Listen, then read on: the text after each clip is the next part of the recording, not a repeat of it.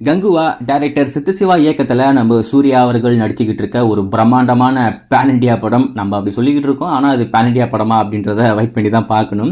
சரி, இந்த திரைப்படம் எப்போதான் ரிலீஸ் ஆகும் அப்படின்னு சொல்லிட்டு சூர்யா சாருடைய ஃபேன்ஸ் எல்லாரும் வெறிகொண்டு காத்துக்கிட்டு இருக்காங்க.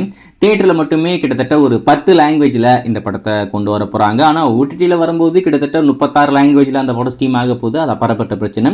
ஆனால் தியேட்ரிக்கல் வெர்ஷன் மட்டுமே ஒரு 10 லாங்குவேஜுக்கு நம்ம கொண்டு போனோம், அதாவது 3Dயில் கொண்டு போனோம் அப்படின்ற மாதிரி முடிவு பண்ணியிருக்காங்க. தமிழில் ஐமேக்ஸ் 3Dயில் இந்த படம் வரப்போகுது. கண்டிப்பாக நல்லாயிருக்கும் அப்படின்ற மாதிரி எதிர்பார்க்குறேன்.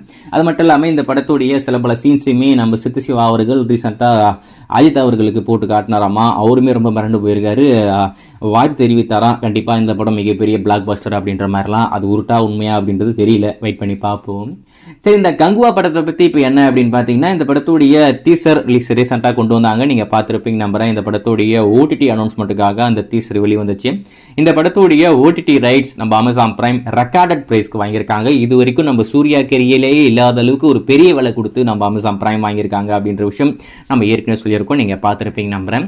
அதில் என்ன டேர்ம்ஸில் இந்த படத்தை வாங்கியிருக்காங்க அப்படின்றத பற்றி ஒரு சின்ன அப்டேட் நம்மளுக்கு கிடைச்சிருக்கு. என்ன அப்படின்னு பார்த்தீங்கன்னா, இந்த படத்தை பொறுத்த வரைக்கும் 2 விதமாக அவங்க ஸ்ட்ரீம் பண்ண போகிறாங்களாமா. அதாவது தியேட்டரில் வந்துட்டு 8 வாரம் கழிச்சு ஸ்ட்ரீம் பண்ணுற மாதிரி தான் நம்ம அமேசான் பிரைம் இந்த படத்துடைய ஓடிடி ரைட்ஸை ஒரு பெரிய விலை கொடுத்து வாங்கியிருக்காங்க.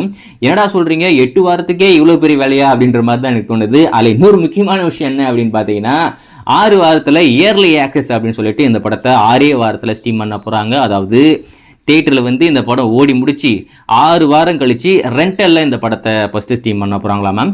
ரெண்டலில் முடிச்சுட்டு அதுக்கப்புறமா 2 வாரம் கழிச்சு, அதாவது தியேட்டரில் 6 வாரம் கழிச்சு ரெண்டலில் கொண்டு வராங்க.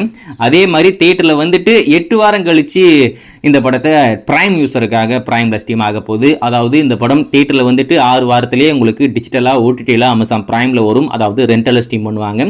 ரெண்டலில் ஸ்ட்ரீம் பண்ணிவிட்டு அதுக்கடுத்து ஒரு 2 வாரம் கேப் விட்டு பிரைம் யூஸருக்கு அந்த படத்தை கொண்டு வராங்களாமா. இந்த மாதிரி ஒரு டேர்ம்ஸில் தான் இந்த படத்துடைய ஓடிடி ரைட்ஸ் நம்ம அமேசான் பிரைம் வாங்கியிருக்காங்க.